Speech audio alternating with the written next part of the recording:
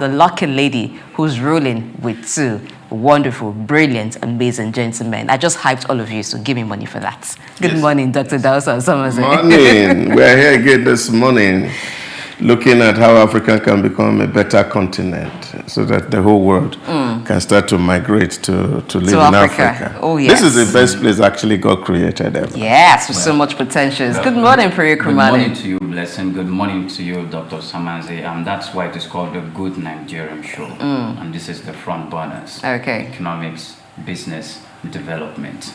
That's our forte. All right. That's how we do. Yes, when we were talking about Africa, and Dr. Idahosa Osamhanze said people will soon start tripping to Africa, an African was dancing. I don't know why, but this African is swift adhering to her, and she has something you don't want to miss.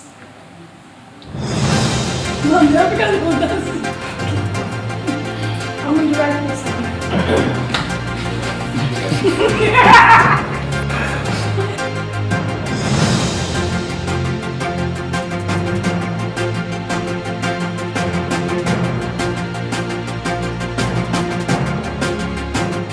Yes, after that hot stories, something you don't want to miss, Elon Musk and Donald Trump doing the thing in the US. Let's find out some of the stories that made it to the headlines that you haven't heard this morning. And we begin this morning from home because they say charity begins at home.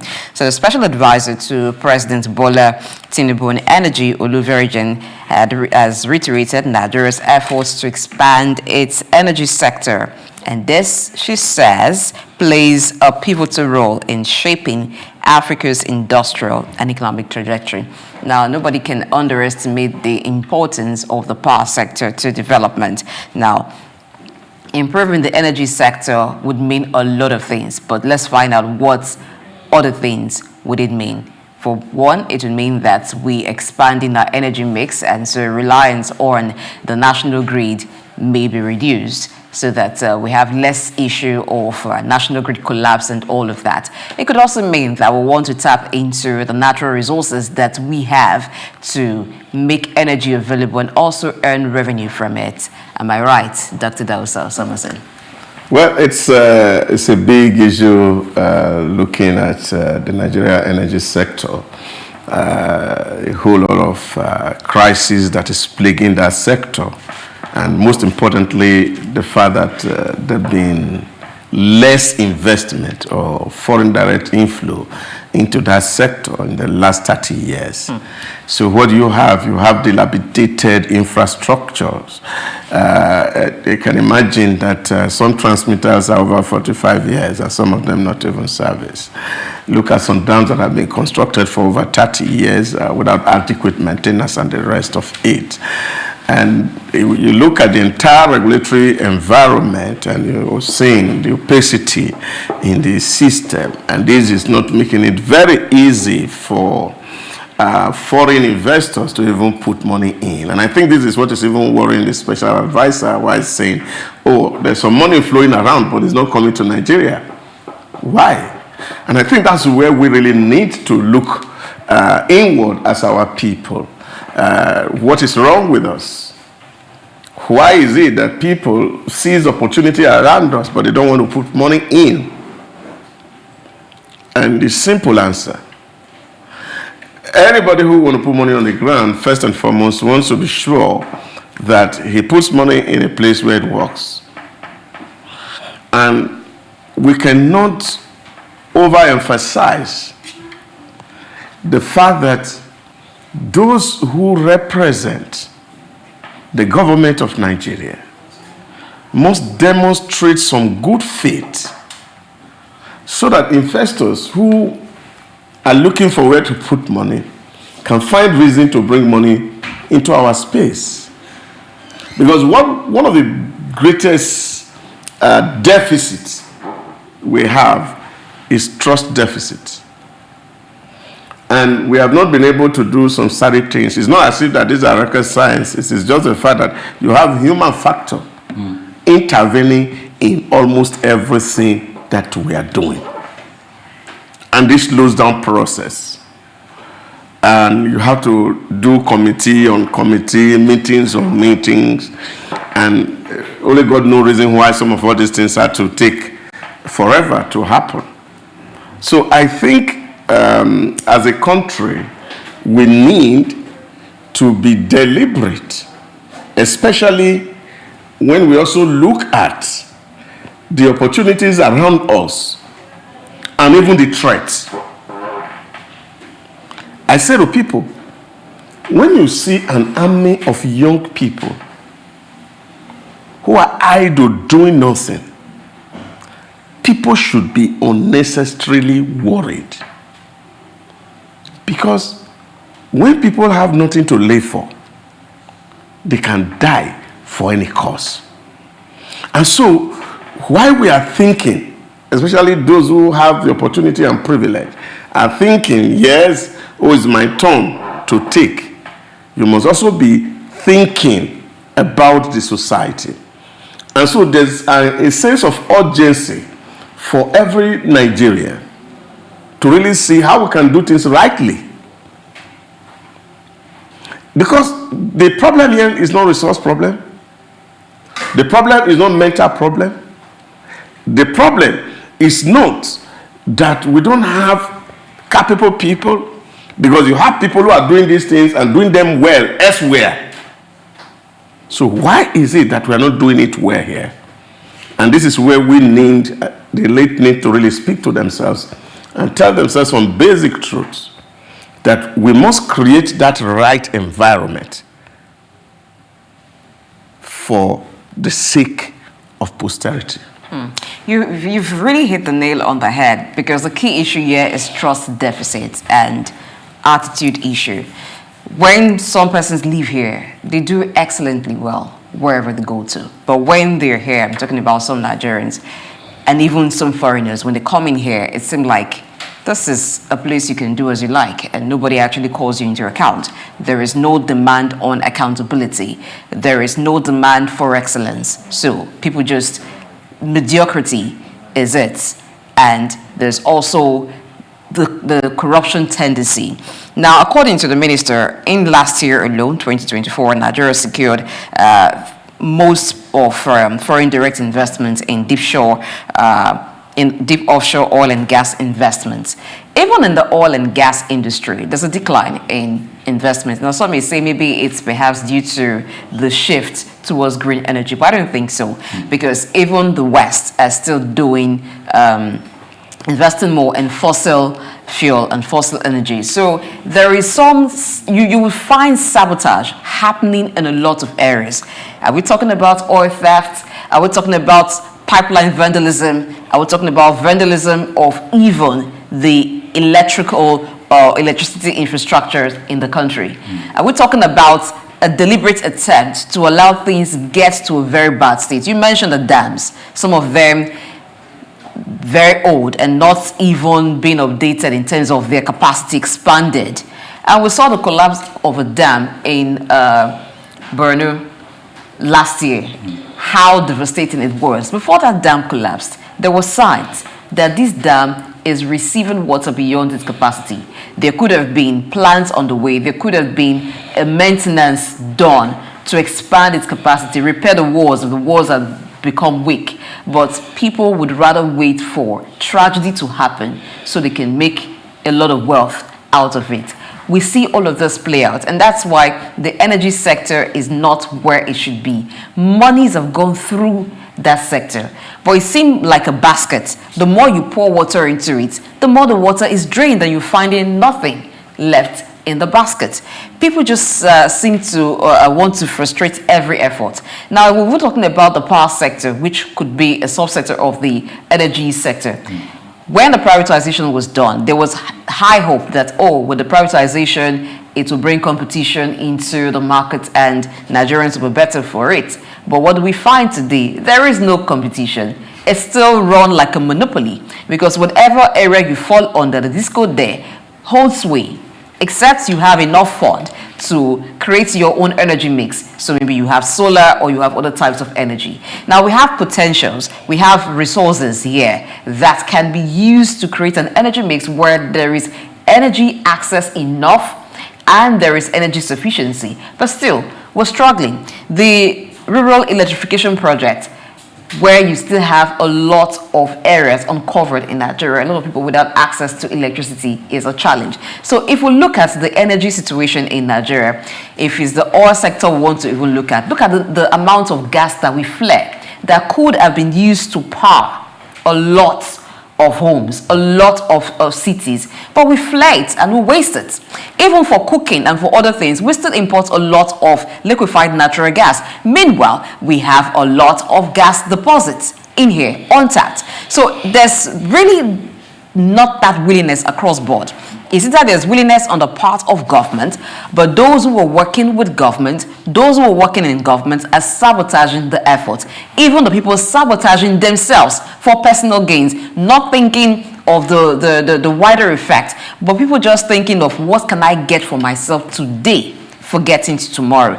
We've talked a lot about patriotism, but I don't know at what point it becomes real to the person who listens to see that when I'm unpatriotic, I'm the one who suffers for it. When we are all patriotic, we're the ones who benefit from it. So does it take a miracle? Does it take a miracle to have a mind shift where Nigerians and Africans begin to look at themselves, look at what each person does and how contributory it is towards either making or marring the nation? Pray. Okay. Now, when it comes to energy, I want to look at data, and most especially for the Nigerian International Energy Summit that's currently going on and or that just finished taking place. When we look at the data, it's ongoing. It's ongoing. Yeah. 5,000 participants from 45 different countries. 4,128 square meters of exhibition space, 20 presentations, 6 technical workshops, and all of that. And you begin to imagine the wonder that will be taking place there.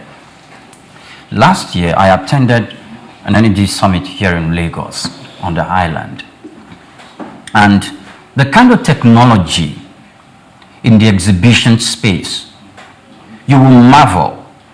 But the thing is, whilst I got into conversation with some of the investors and the technicians from, most of them are foreigners, and even the Nigerians who are in the sector run and operate some of the companies from abroad. And just for the sake of the exhibition, they flew into the country to exhibit their technology to be sold.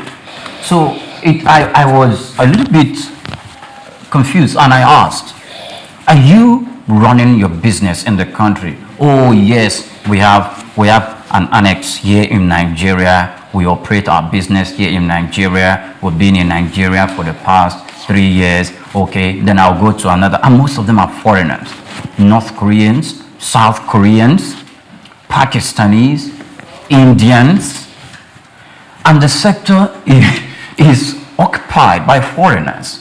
Now, I am not like condemning the proliferation of technology. In fact, we need those technology. But the thing is, indigenous participation is abysmal.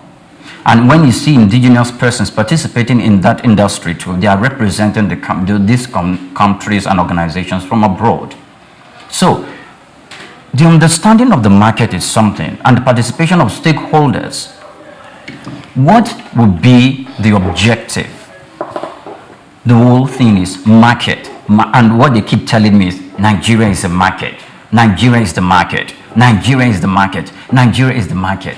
Well, so I was wondering, so how is the government going to tap into the fact that investors and stakeholders see Nigeria as a market as long as energy is concerned, and to maybe not only provide the ecosystem for them to operate efficient and effectively, but also to tap this technology that we are bringing from abroad and maybe find a way through research and development to bring in indigenous innovation into it so that we can withhold it here and make the best out of it. Yeah, but you see, the challenge for us as a nation is the fact that we don't have like a national plan in dealing with some of our issues. Like the Holy Book says, where there are no plans or vision, people waste effort. And that is what you see around us. We are not deliberate about so many things we do. Because we are not actually sitting down to say, okay, we are organizing this energy summit. We are hosting it this year. And those who are organizing these things are saying, what do we get out of this summit as a people?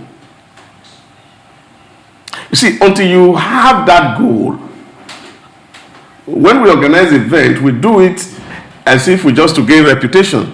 That say, oh, we have capacity to host something. But I don't think that's what other nations are doing. Other nations are deliberate. I remember when Paris was to host the Olympic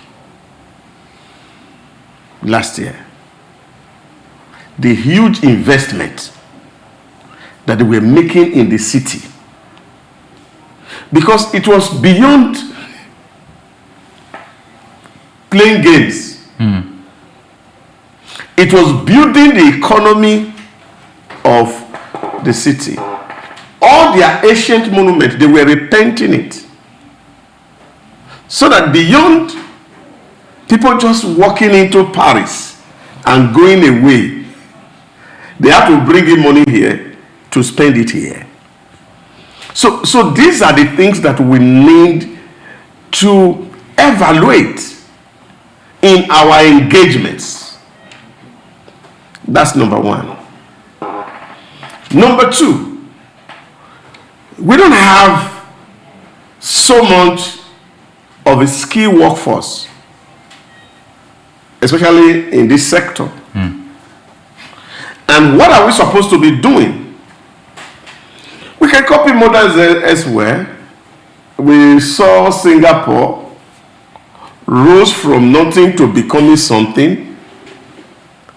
And Lee Kuan Yew had sufficiently articulated how he was able to move Singapore away from where they were to where they want to be. And one of the things that really stood out for me in that walk from third world to first world was the fact that Lee Kuan Yew said he had to find a way to remove the third world mentality from the head of Singaporeans. You see, there's a weighted what people think. Lee Kuan Yew needed to deal with that. And it was deliberate. If you go to UAE, same thing. When 1970, when they had independence and they were going to aspire to become the best in the world, they knew they don't have the capacity. So they opened their doors to foreigners and allow everybody from everywhere to come and contribute to the development of UAE. But they were very intentional, putting and seconding Emiratis to understudy these foreigners that are coming so that they are able to build capacity. And today we see that UAE is a cynosure of all eyes because they have achieved some level of development that the world are imagining. How did they come about it? Let's look at what the government plans to even do to aid investment and to encourage those who want to put their money in Nigeria's energy sector to do so. So the minister says that the government is addressing outstanding debts owed to gas suppliers and power generation companies, while also implementing cost-reflective tariffs with targeted subsidies. So these are part of the issues when people put in their money and is not forthcoming. It discourages investment. What gets out, and even investors also do their research to know the type of markets they are going into and what happens in that market.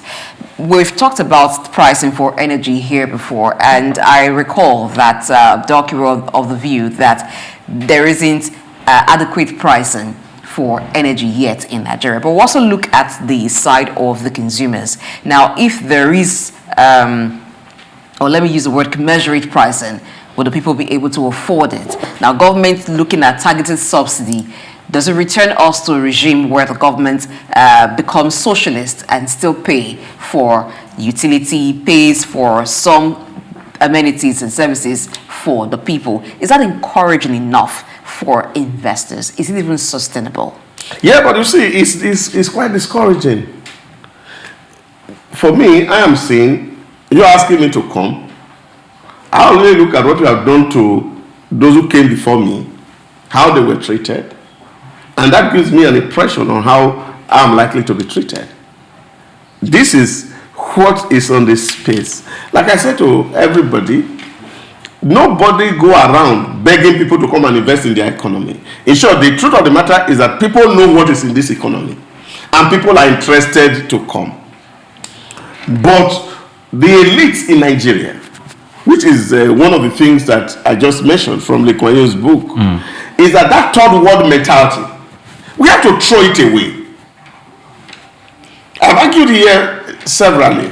PPAK says most Africans see the state structure as alien. I'm not even talking about the people who are at home. I'm talking about the elites who gets into the structure, into government, into the environment, public environment. Why are they there? They are not there with the intention to build that space. And that's why you see there's so much resistance to reforms. So much and huge resistance to reform. Because people know that if reform comes and things are done transparently, openly, that funnel or the feeding bottle that they have been leaking all their years will go.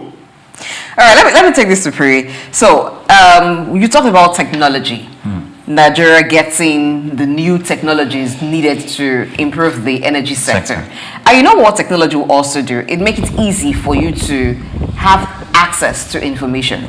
It is still a question today in Nigeria that how much of crude oil does Nigeria actually produce?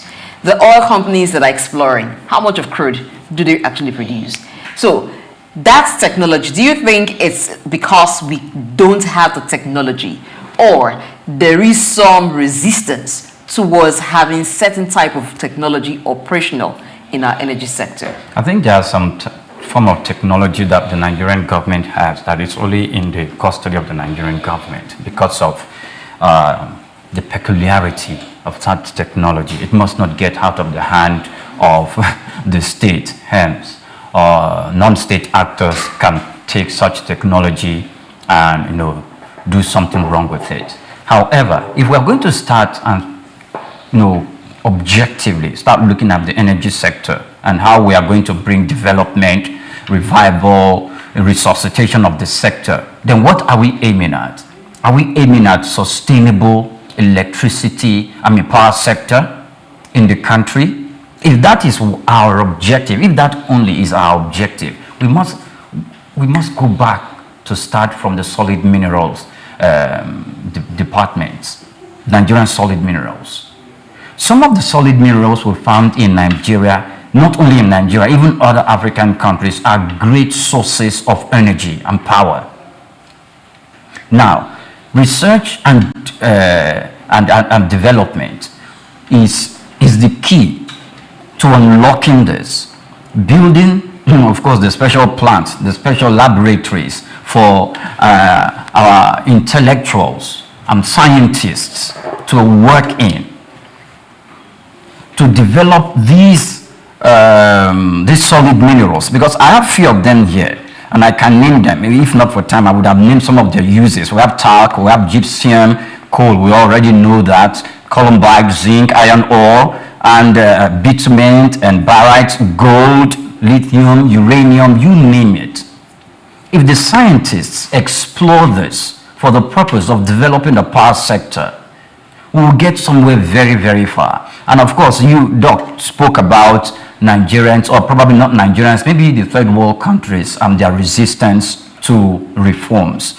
I remember it was in this table we were making some references to this source of energy, that you said, no, we don't have that infrastructure. It is quite dangerous, the nuclear technology. Okay. I remember when we had that conversation. But you see, the countries that has it, they're doing that. The Lee Kuan Yew that Doc spoke about, that man put in policies that will bring in the foreigners to come invest. In fact, he gave them land. He gave them places, come and build and invest. But you know what? There was another plan that, look, a quota of some of your money must be retained in this economy. And of course, secretly, the citizens of the country, the intellectuals, the scientists were learning from them. And there was a time they left and they picked it up from there. China that we spoke about today, some of the technologies that they used it was not indigenous. They were So what is the from the challenge? United What is the States. challenge? The United States. We and they have came. foreign participation in almost every sector in Yes. Nigeria. In fact, even the energy sector is primarily run by foreigners, by Majority. expatriates. So at what point do we begin to learn or have that technology transfer? Now, the participation of government must have a singular objective. A singular objective in the sense that, look, there should be a time, there should be a national plan, and there should be a specific time where we are going to, you know what, we're going to call it quits in depending on the West for some kind of technologies. And for the time being that we have them running and operating and playing the majority role in the energy sector or in any specific area of our economy, then we must have a specific plan to have government officials, probably at the lowest, who are scientists and who are not old enough to leave the service anytime soon, who still have like 25 years to spend in the service, to understudy these people for about for years, as many years as possible, so that we can retain this technology. What China did was to bring in this foreign technology, and they have their scientists understudy them. We have local content. How do we, hold on, Doc. My question is this. We have a policy for local content. Now, how do we ensure that local content doesn't mean that people who are participating in any sector, the indigenes, are not at the lower rung of the ladder? They are part of the top echelon, so they are decision makers as well. They are exposed to this technology and what it takes to handle key aspects of the energy sector. Blessing, I'm a very frankly brutal person. I like to see things the way they are and not sugarcoat them. When the Obasanjo regime in 1976-77 introduced the indigenization policy, when he needed to flex muscle with Britain, we started to go down. So when people look back today and say, what happened to Peugeot? What happened to Volkswagen? Obasanjo happened to them. It's as simple. Because by the time you were pursuing an indigenization policy, you didn't have the manpower. So the like of Bata company ran down. Because we were carrying unnecessary ego. Volkswagen could not be sustained. Peugeot, we couldn't sustain them because the expatriates that were running them, we chased them away. And you remember one of our guys the other day spoke about even the mining operation by foreigners in Jos. That when we say, oh, we don't want you again, we want to do it by ourselves, we drove them away. That's why I'm saying, what is really our strategy here? We are governed by accidents. And when you look at the developments in our space, you see this accidental thinking. That somebody just wake up one morning and start to do something. Without necessarily looking at the implication and the end of that thing. We asked BP, British Petroleum, to leave. Now, we have not been able to invest in that sector up to now. So what has other nations done? And that's where we can learn from. UAE was just a simple desert. They brought people from everywhere, even including setting up their police. They have to go to Britain to specially give them the skill and come to oversee policing in their environment.